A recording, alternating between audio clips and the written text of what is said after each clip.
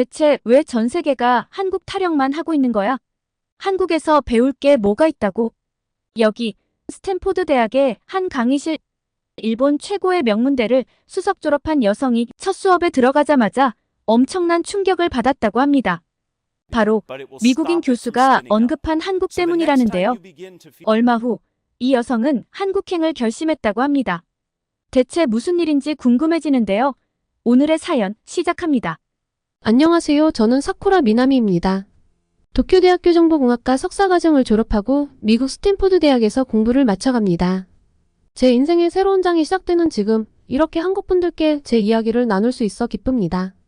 제가 겪은 한국 이야기를 전달하기 전에 먼저 제 이야기를 조금 해야 할 것 같아요.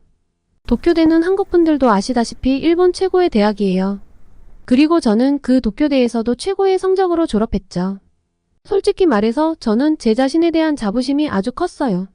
일본의 기술력은 세계 최고라고 믿었고 저 역시 그 일원이 되어 세계를 선도할 수 있을 거라 확신했죠.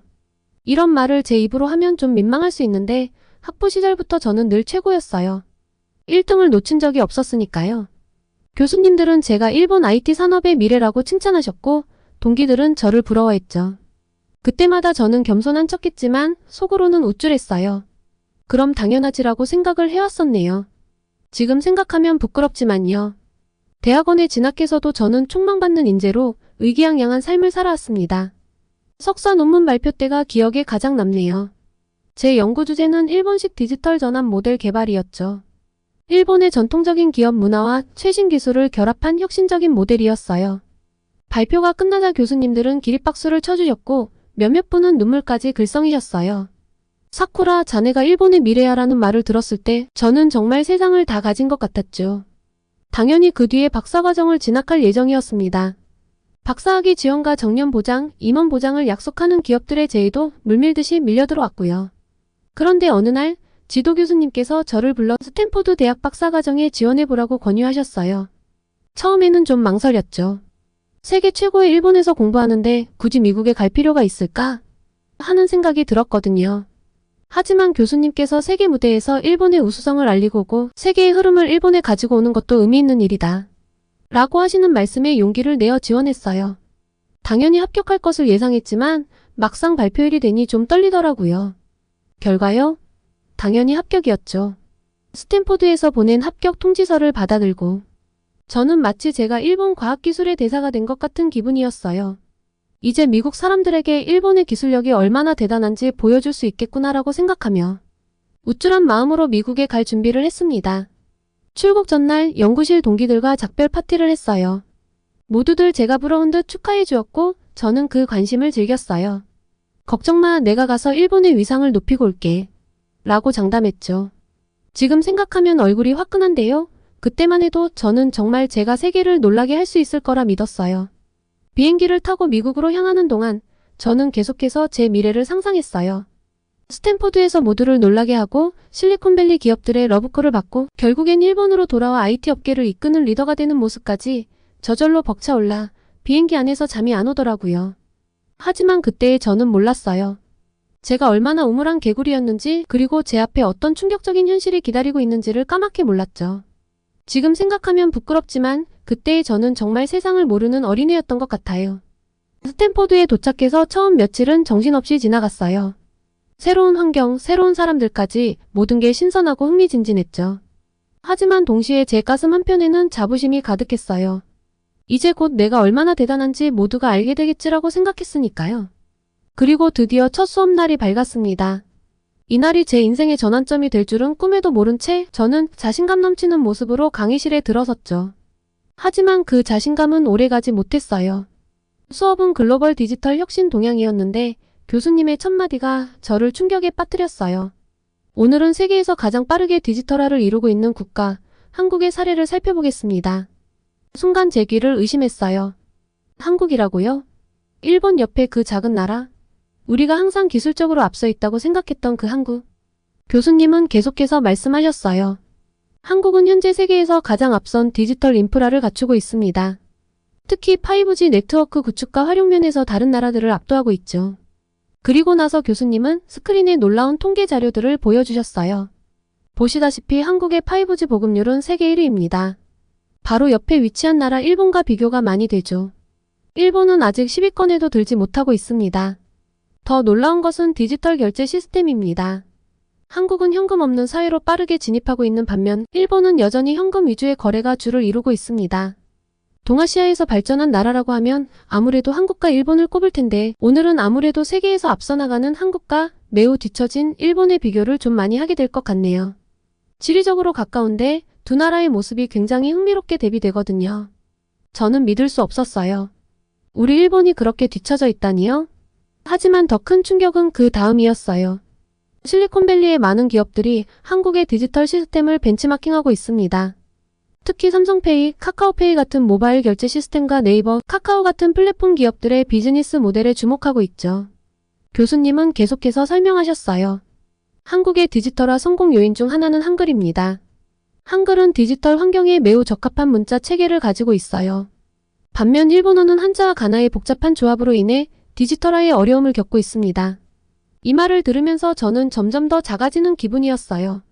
우리가 자랑스럽게 여기던 일본어가 오히려 발전의 걸림돌이 되고 있다니 이게 대체 무슨 소리람.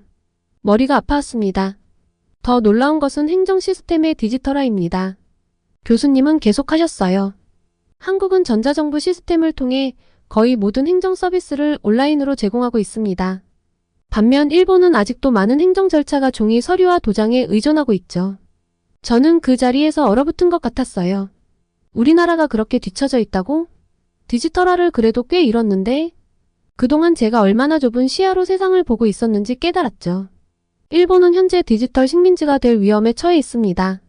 빠르게 변화하는 세계에 적응하지 못하면 곧 다른 나라들의 기술에 종속될 수 있어요.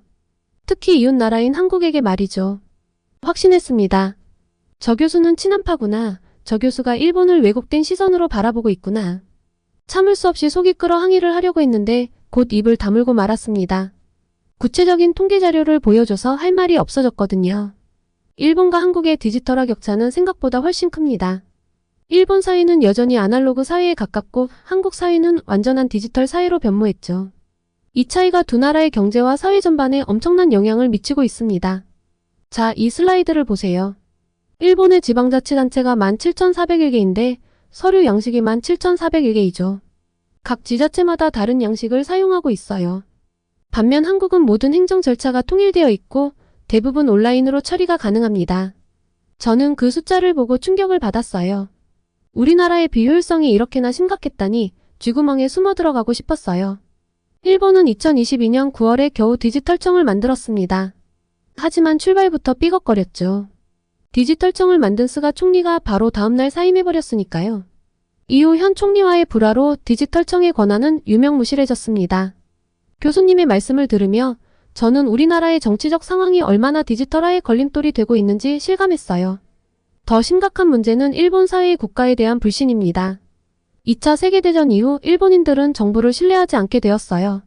이로 인해 개인정보를 국가에 제공하는 것을 꺼리게 되었고 이는 디지털화의 큰 장애물이 되고 있습니다. 교수님은 마이넘버 카드의 사례를 들어 설명하셨어요.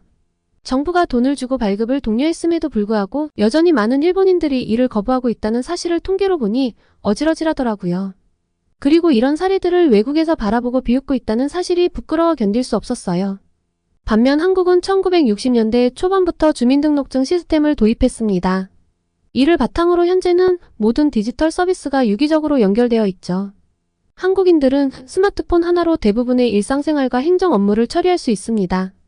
교수님은 계속해서 일본의 현금 중심 문화에 대해 지적하셨어요. 일본에서는 아직도 현금 사용이 주를 이룹니다. 이는 단순한 습관의 문제가 아니에요. 세금 회피와도 관련이 있습니다. 현금 거래는 추적이 어렵기 때문이죠. 반면 한국은 거의 모든 거래가 디지털화되어 있어 탈세가 매우 어렵습니다. 이 대목에서 얼굴이 화끈화끈해졌습니다. 정치, 경제까지 모든 것이 한국에 뒤처져 있다는 사실이 이렇게 전 세계에 알려진 것도 부끄럽고 우리나라의 경제 시스템이 얼마나 뒤처져 있는지 다시 한번 실감했어요. 대체 나는 무슨 자신감으로 일본이 발전했다고 생각했던 건지 내가 이제까지 일본에서 배우고 연구했던 것은 얼마나 허상이었는지 실감이 되기 시작했죠. 결과적으로 한국은 세계에서 가장 빠르게 디지털화되는 국가 중 하나가 되었고 일본은 점점 뒤처지고 있습니다. 이대로 가다간 일본이 디지털 식민지가 될 수도 있습니다. 특히 이웃나라인 한국에게 말이죠. 교수님의 마지막 말씀은 저에게 큰 충격을 주었어요. 우리 일본이 그것도 한국에게 뒤처질 수 있다니. 이 현실을 받아들이기가 너무나 어려웠습니다. 얼굴은 시뻘겋게 달아올랐죠. 수업이 끝나고 나왔을 때 저는 완전히 다른 사람이 된 것 같았어요. 제가 그토록 자랑스럽게 여기던 일본의 기술력, 그리고 제 자신의 능력에 대한 확신이 모두 무너져 내렸거든요. 영혼이 모두 떠나간 느낌으로 너덜너덜해졌습니다. 그날 밤 저는 잠을 이루지 못했어요. 계속해서 교수님의 말씀이 머릿속을 맴돌았죠. 우리가 그동안 얼마나 안일하게 살아왔는지, 세상이 얼마나 빠르게 변하고 있는지, 그리고 우리 일본은 그 변화에 얼마나 뒤처져 있는지를 계속해서 곱씹었죠. 다음날 저는 도서관에 가서 한국의 디지털 혁신에 대한 자료들을 찾아봤어요. 그리고 더 많은 충격적인 사실들을 알게 되었죠. 한국의 인터넷 속도, 전자상거래 규모, 핀테크 산업의 발전 정도까지 모든 면에서 일본을 앞서고 있었어요. 그간 저는 한국에 대해서 관심이 없고 한국에 가본 적도 없어 한국이 이 정도로 발전한지 몰랐는데 충격의 연속이었습니다. 특히 눈에 띄었던 건 한국의 스타트업 생태계였어요. 젊은이들이 대기업 대신 스타트업을 선호하고 정부가 적극적으로 이를 지원한다는 사실이 놀라웠죠. 반면 일본은 여전히 대기업 중심의 보수적인 구조를 유지하고 있었어요. 이러니 한국에 비해 뒤처질 수밖에 없죠. 이렇게 며칠을 보내면서 저는 점점 더 큰 위기감을 느꼈어요. 우리 일본은 지금 어디로 가고 있는 걸까? 이대로 가다가는 정말 한국의 디지털 식민지가 되고 말지도 모른다는 생각이 들었죠. 그리고 동시에 제 자신에 대한 회의감도 들었어요. 과연 내가 이 격차를 줄이는 데 기여할 수 있을까? 아니, 그 전에 나는 이 새로운 디지털 세상에서 살아남을 수 있을까? 이런 생각들로 가득 찬 채 저는 다음 수업을 기다렸어요. 이제는 더 이상 자만하지 않고 배우려는 자세로 임하기로 마음먹었죠. 그리고 언젠가는 이 충격적인 현실을 일본에 알려야겠다고 결심했어요. 우리가 변하지 않으면 정말로 세계에서 뒤처질 수 있으니까요. 마음이 재정비된 후 한국 유학생들도 유심히 보게 되었습니다. 좀 음침해 보일 수 있지만 한국인들의 대화를 알고 그들의 생각을 알고 싶었어요. 한국인들의 대화에 귀를 기울이다 보니 그들의 영어 실력에 놀라지 않을 수 없었어요. 유창하고 자연스러운 영어로 대화를 나누는 모습이 너무나 부러웠죠. 반면 저는 아직도 영어로 의사소통하는 데 어려움을 겪고 있었으니까요. 아무래도 발음이 좀 어려워서 소통을 할 때 트러블이 계속 일어났거든요. 그리고 다음 수업 시간 한국 유학생이 자신의 연구 주제에 대해 이야기하는 것을 우연히 듣게 되었어요. 5G 기술을 활용한 스마트 시티 구축에 관한 내용이었는데 그 수준이 너무나 높아서 저는 입을 다물 수 없었습니다. 제가 고른 연구 주제와 비교하니 너무 구시대적으로 느껴졌죠. 시무룩해서 나와 캠퍼스 내 카페테리아에서 점심을 먹으려는데 놀라운 광경을 목격했습니다. 한국 학생들이 스마트폰으로 간단히 결제하는 모습이었죠. 반면 저는 여전히 현금을 사용하고 있었거든요. 수업 시간에 들은 교수님의 이야기가 떠올라 절로 쓴웃음이 지어졌죠. 일본에서는 당연하게 여겼던 현금 사용을 하는 사람이 이곳에선 저밖에 없었습니다. 하지만 가장 충격적이었던 건 미국 기업들이 한국을 대하는 태도였습니다. 여기 와서 보니 실리콘밸리의 유명 기업들 소식도 빠르게 받아볼 수 있었는데요. 유명한 기업들이 한국의 5G 기술과 디지털 결제 시스템을 도입하려 한다는 소식을 들었을 때 저는 믿기 힘들었습니다. 세계 최고의 기술력을 자랑하는 미국 기업들이 한국의 기술을 배우려 한다니 자존심도 상했죠. 한편으로는 그동안 제가 얼마나 좁은 시야로 세상을 바라보고 있었는지 깨달았어요. 마음으로는 한국을 배워야 한다는 걸 알았는데 솔직히 질투가 났습니다. 어딜 가나 한국 타령이었거든요. 그 누구도 일본의 것을 배워야 한다는 말은 하지 않았어요. 심지어 미국의 유명 IT 기업 임원이 특강을 하러 왔는데 그의 발표 내용 중 상당 부분이 한국의 디지털 혁신 사례였어요. 그는 한국의 빠른 의사결정 시스템과 혁신적인 서비스에 대해 칭찬을 아끼지 않았습니다. 그 순간 저는 질투심과 함께 깊은 좌절감을 느꼈어요. 우리 일본은 왜 이렇게 뒤처져 있는 걸까? 왜 미국은 일본이 아닌 한국을 주목하는 걸까? 이런 경험들이 쌓여갈수록 저는 점점 더 큰 위기감을 느꼈어요. 일본의 미래, 그리고 제 자신의 미래에 대한 불안감이 커져갔습니다. 이대로는 안 된다는 생각이 들었어요. 뭔가 변화가 필요했습니다. 하지만 어디서부터 어떻게 시작해야 할지, 그리고 과연 제가 그 변화에 기여할 수 있을지, 이 모든 것이 불확실했습니다. 그럼에도 불구하고 이 현실을 직시하고 받아들이는 것이 첫걸음이라는 걸 알았어요. 더 이상 우물 안개구리로 살아서는 안 된다는 걸 깨달았습니다. 이제는 배우고 변화해야 할 때라고 생각했어요. 그리고 그 첫걸음으로 한국의 디지털 혁신에 대해 더 자세히 알아보기로 결심했습니다. 특히 한국과 일본의 시스템을 비교하는 데 많은 시간을 할애했죠. 그 과정에서 느낀 좌절감은 이루 말할 수 없었어요. 제가 우선 공부한 건 한국의 의사결정 시스템이었는데요. 가장 놀란 점은 속도였어요. 정부 정책부터 기업의 전략까지 모든 것이 빠르게 결정되고 실행되는 모습이 인상적이었죠. 반면 일본의 경우 한 정책을 결정하는 데만 몇 년이 걸리는 경우도 있더라고요. 도대체 우리는 왜 이렇게 느릴까? 라는 의문이 계속해서 제 마음을 괴롭혔어요. 답답한 마음으로 교수님과 상담을 하던 중 저는 이런 말씀을 들었어요. 미나미 씨, 일본의 관료주의는 양날의 검이에요. 안정성을 주지만 동시에 혁신을 가로막죠. 이 말씀을 듣고 저는 한동안 아무 말도 할 수 없었어요. 우리가 그토록 자랑스러워하던 시스템이 사실은 우리의 발목을 잡고 있었다는 사실을 인정하기가 너무 힘들었거든요. 언어에 대한 연구도 저를 좌절하게 만들었어요. 한글의 디지털 친화성에 대해 알아갈수록 일본어의 한계가 더욱 뚜렷하게 느껴졌죠. 한글은 단순하면서도 과학적인 구조 덕분에 디지털 환경에 완벽하게 적응했어요. 키보드로 빠르게 입력할 수 있고 AI가 쉽게 학습할 수 있죠. 반면 일본어는 한자와 가나의 복잡한 조합, 동음이어의 빈번한 사용 등으로 인해 디지털화에 큰 어려움을 겪고 있었어요. 대학에서 일본어 입력 시스템을 개선하는 프로젝트에 참여했다가 좌절한 기억이 떠올랐습니다. 아무리 노력해도 한글만큼의 효율성을 얻기는 힘들다는 것을 이제서야 깨달았네요. 우리 언어가 우리의 발전을 가로막고 있다니. 이런 생각이 들 때마다 가슴이 아팠어요.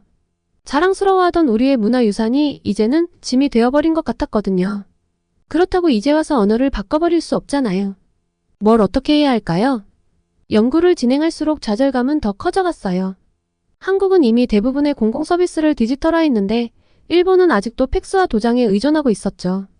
그런데 이걸 어떻게 한 번에 다 바꾸겠어요? 변화를 조금씩은 해나가고 있지만 심리적 반발이 심해 빠른 시간 안에 모든 걸 뒤바꾸기에는 무리가 있다는 생각이 들었죠. 이런 현실을 마주할 때마다 저는 무력감을 느꼈어요. 내가 아무리 노력해도 이 거대한 시스템을 바꿀 수 있을까? 라는 의문이 계속해서 제 마음을 괴롭혔죠. 그러던 어느 날 한 한국 친구가 저에게 이런 말을 해줬어요. 미나미, 넌 지금 변화의 필요성을 인식했잖아. 그게 바로 첫걸음이야. 한국도 처음부터 이렇게 빠르게 변화한 게 아니었어. 그 말을 듣고 저는 조금이나마 위안을 얻었어요. 맞아요. 변화는 누군가의 인식으로부터 시작되는 거예요. 비록 지금은 좌절감이 크지만 이렇게 문제를 인식하고 고민하는 것 자체가 이미 변화의 시작점이 될 수 있겠다는 생각이 들었죠. 그래서 저는 더욱 열심히 연구에 매진했어요. 좌절감이 올 때마다 이건 내가 일본을 변화시키기 위해 겪어야 할 과정이다라고 스스로를 다독였죠. 언젠가는 제가 배운 이 모든 것들이 일본의 변화의 밑거름이 될 수 있을 거예요. 그날이 올 때까지 저는 계속해서 노력할 거예요. 비록 지금은 힘들고 고통스럽지만 이 과정이 결국 저를 그리고 일본을 성장시킬 거라 믿으며 노력했죠.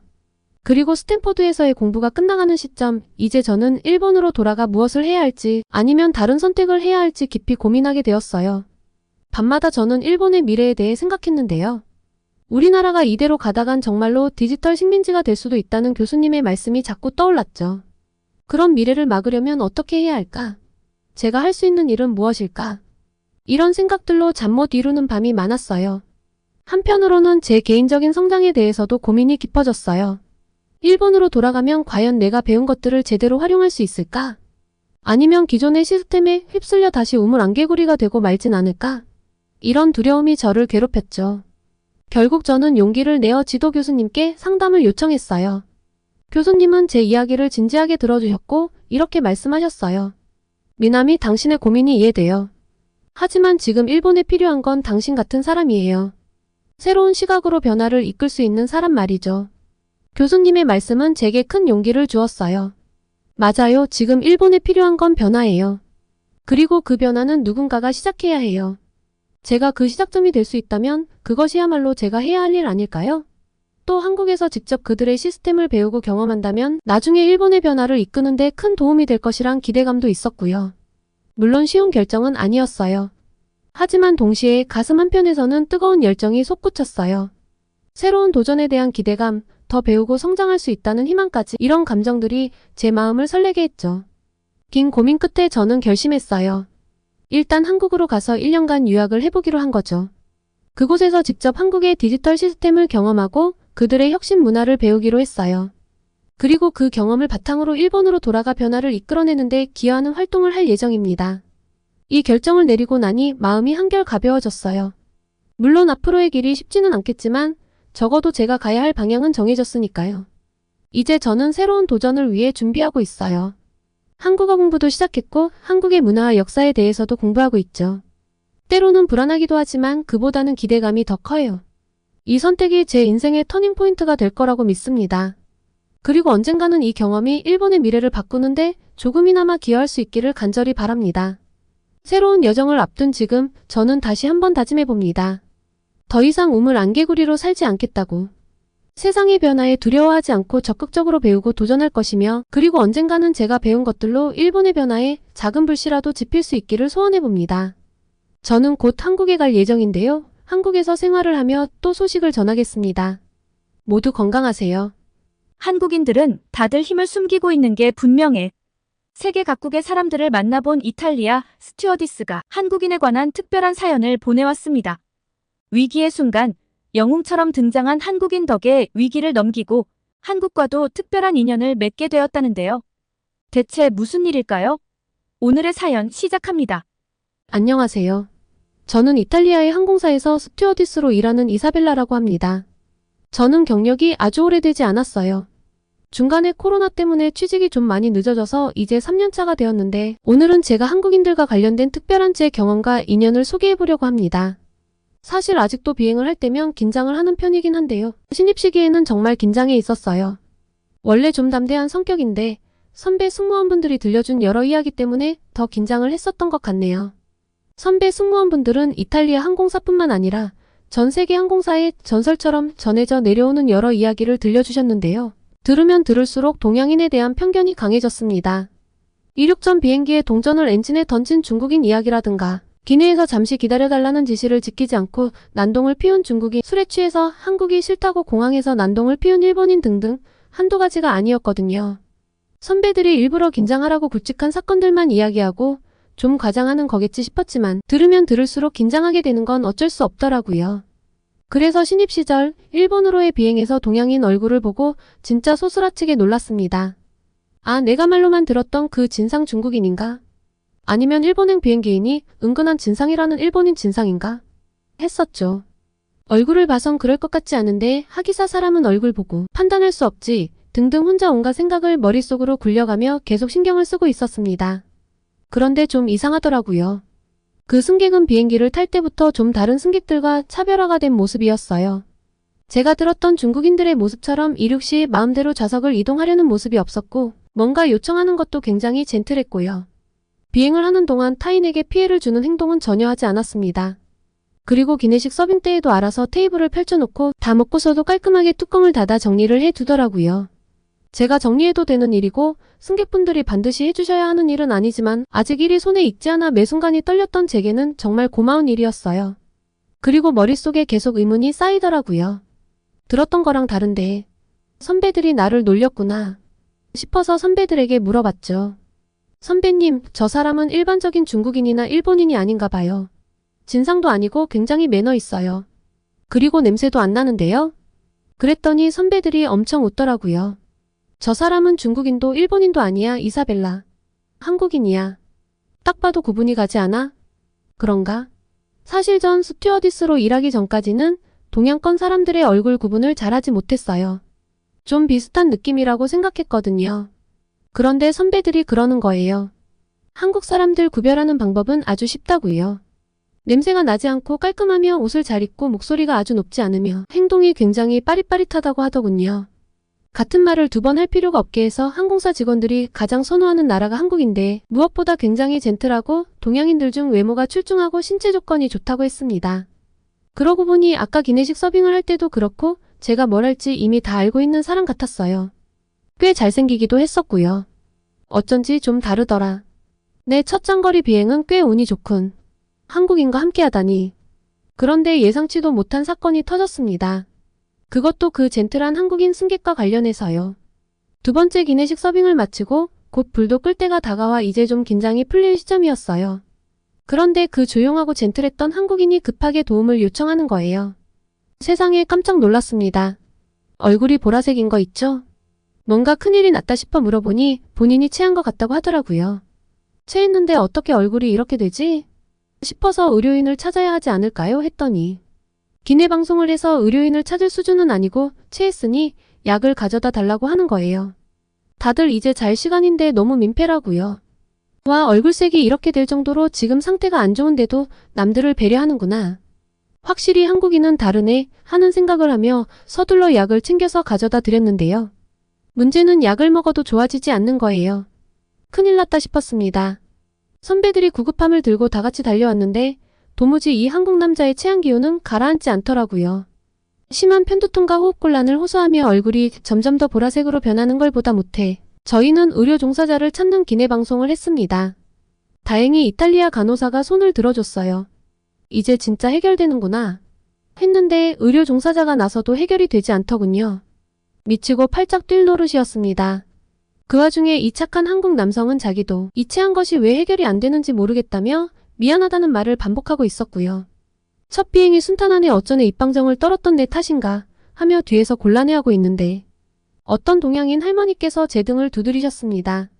옆에 있던 따님이 영어로 대신 물어봐 주시더라고요. 앞에서 무슨 일이 일어난 거냐 라고 하시길래 간략히 설명을 드렸어요. 앞자리 남자가 엄청 심하게 체했는데 약을 먹고 의료 종사자가 조치를 해도 해결이 안 되는 상황이라고요. 이 설명을 전달받는 할머니 얼굴을 보셨어야 해요. 뭐 이런 걸로 이 난리들이야 라는 얼굴로 본인의 작은 가방을 뒤지시더라고요. 그러더니 혈당 체크하는 바늘을 꺼내시는 거예요. 체했다는데 혈당 체크용 바늘을 왜 꺼내는 건지 도무지 이해가 가지 않아서 말렸습니다. 그랬더니 할머니께서 알아들을 수 없는 말로 뭔가 불평을 하시더라고요. 옆자리 따님 말씀으로는 심하게 체하면 손을 바늘로 찔러야 한다는 거예요. 우리는 한국인인데 한국에서는 체하면 약을 먹지 않고 이렇게 바늘로 손을 찔러서 해결한다면서요. 말도 안 돼. 그렇게 해결하는 건 정말 듣도 보도 못했습니다. 그리고 어떻게 승객이 다른 승객을 바늘로 찌르겠어요? 진짜 환장할 노릇이었습니다. 앞에서는 남자가 괴로워하고 뒤에서는 바늘로 사람을 찌르겠다고 하고 제가 강하게 제지하니 할머니께서는 바늘을 넣으셨고 다시 앉으셨는데요. 남자의 고통스러운 소리가 점점 심해지더라고요. 고민 끝에 선배들에게 말을 했습니다. 한국인들은 체했을 때 손을 바늘로 찌른다고 뒷자리 한국인들이 이야기하던데 한번 해볼까요? 의견이 반반 갈려서 난리가 났는데 결론은 저러다 정말 죽을 수도 있다. 한국인에게 한국인 방식을 적용하는 건 문제가 아닐 거다 였습니다. 고통으로 제대로 앉아있지도 못하는 남자에게 가서 이야기를 전했습니다. 뒷자리에 한국 할머니가 계시는데 당신을 바늘로 찌르면 좋아질 거라고 해요. 해보실래요? 이 이야기를 하자마자 남자의 눈은 갑자기 희망으로 반짝였습니다. 빨리 그 한국인을 불러달라는 거예요. 정말 이해가 가지 않았지만 한국 할머니를 남자 앞으로 모셔다 드렸습니다. 번쩍이는 당뇨 체혈침으로 대체 뭘 하겠다는 걸까 바라보고 있는데 할머니가 남자 손을 주물주물 몇 번 하더니 엄지손가락 밑을 갑자기 퍽 하고 찔렀습니다. 주위 사람들과 승무원들 모두 경악을 금치 못했죠. 더 놀라웠던 건 남자의 엄지손가락에서 나온 피 색상이었습니다. 시커멓더라고요. 저 남자가 알고 보면 체한 게 아니라 죽어가는 상황 아니었을까 하는 생각도 잠시. 할머니는 남자의 반대편 엄지손가락도 퍽 하고 찔렀어요. 또 한 번 기내에는 세계 각국의 놀라는 소리가 울려 퍼졌습니다. 누군가는 너무 끔찍하다고 했고 누군가는 너무 무섭다고 했죠. 맘마미아 생전 처음 보는 광경이었습니다. 반대편 엄지손가락에서도 시커먼 피가 솟구쳤거든요. 그런데 5분도 채 지나지 않아 비행기 안의 모든 사람들, 정확하게는 한국인만 제외한 모든 사람들은 경탄의 소리를 내질렀습니다. 남자 얼굴에 혈색이 돌아왔고 완전 멀쩡해졌거든요. 아, 물론 토하러 가긴 했어요. 근데 토하고 돌아와서는 정말 개운하다고 멀쩡해졌다는 거예요. 그리고 할머님이 계셔서 살았다며 자기는 정말 운이 좋다고. 어떻게 보답을 해야 할까요? 라며 이야기를 하더라고요. 할머님은 손을 내저으시고는 남자 등을 몇 번 두드려 주시곤 본인 자리로 돌아가셨고요. 할머니 주변 승객들과 저희 승무원들은 양쪽 엄지를 올려서 최고라는 표시 외에는 해드릴 게 없더라고요. 따님 말로는 의사도 간호사도 아닌 평범한 가정주부라고 하던데 정말 초능력자 같은 코리아 레이디였어요. 대소동이 마무리되고 일본에 도착했습니다. 스펙터클한 비행이었어요. 저는 이때 일본에 도착해서 3일가량 머무르고 이후 한국으로 넘어갈 예정이었습니다. 제 친구가 한국에서 유학을 막 시작했던 터라 일본에 온 김에 휴가를 써서 가까운 한국도 가고 친구도 볼 생각이었죠. 태어나 처음으로 아시아권 나라에 간 거라 꽤 설레었는데요. 아시아 나라들에 대한 기대감은 바닥으로 떨어졌습니다. 선배들이 일본 별로 볼 거 없는데 음식도 그냥 그렇고 굳이 일본을 며칠 둘러볼 필요가 있어? 라고 이야기했던 게 이유가 있었어요. 디저트가 유명하다는데 이탈리아 디저트들이 훨씬 맛있다는 생각뿐이었고 지루했죠. 아, 확실한 성과는 있었어요. 일본 사람들을 많이 보니 이제 한 번에 구분해낼 수 있겠더라고요. 일본에서 한국 여행객들을 보니 선배들이 말했던 차이가 이거였구나 싶었죠. 일본 여행이 워낙 별 감흥이 없던 탓에 한국으로 넘어올 때는 사실 좀 심드렁했습니다. 아시아는 거기서 거기일 테니 한국 관광은 됐고 친구나 보고 이탈리아로 빨리 돌아갈 생각이었죠. 그런데 이 친구가 너무 호들갑인 거예요. 인천공항까지 마중을 나와준 건 고마웠는데 피곤하고 관광 생각이 없다는 제 등을 찰싹 때리면서 한국에 와서 그러는 게 어딨냐고 난리를 피더라고요. 한국에 도착한 감흥이고 뭐고 이 수다스러운 친구 때문에 정신이 쏙 빠지는 느낌이었어요. 그리고 저는 친구 손에 이끌려 경복궁 근처의 삼계탕집에 갔습니다. 취업해서 일하느라 고생했으니 몸보신을 해야 한다나요. 일본에서 제대로 밥을 먹지 못해 좀 배고팠는데 친구가 맛있는 음식은 다 한국에 있다며 데려갔으니 뭐 괜찮겠지란 생각으로 따라갔죠. 아주 인기가 많은 집이라더니 한국인도 많지만 외국인도 정말 많았습니다. 메뉴판에 어떻게 먹는지 안내가 외국어로 된 걸로 봐서 친구가 제대로 데려왔단 느낌이었어요. 한국 전통가옥 같은 느낌으로 된 건물도 멋졌는데 나온 음식은 사실 좀 생소했습니다. 하지만 정말 맛이 좋더라고요. 아주 따뜻하고 고소해서 뽀얀 국물을 계속 떠먹고 있던 찰나 옆 테이블이 뭔가 신경 쓰이기 시작했어요. 태어나 처음 와본 한국에 아는 사람이 있을 리 없으니 내가 오늘 피곤해서 그런가 보다 하고 다시 밥을 먹는데 아무리 생각해도 어디서 본 듯한 사람인 것 같은 거예요. 그런데 옆 테이블 사람도 자꾸 저를 흘끔흘끔 쳐다보더라고요. 더 이상 삼계탕에 집중이 안 되기 시작했습니다. 어디서 봤더라 하는 순간 갑자기 기억이 났어요. 아, 맞다. 일본행 비행기. 체에서 고생했던 한국 남자. 너무 놀라서 깨악 소리를 질렀는데 소리가 너무 컸던지 옆 테이블 남자가 고개를 들어 저를 바라봤습니다. 민망해서 어쩔 줄 모르는데 남자가 맞네 라며 환하게 웃어주더군요. 그러면서 제게 악수를 청했습니다.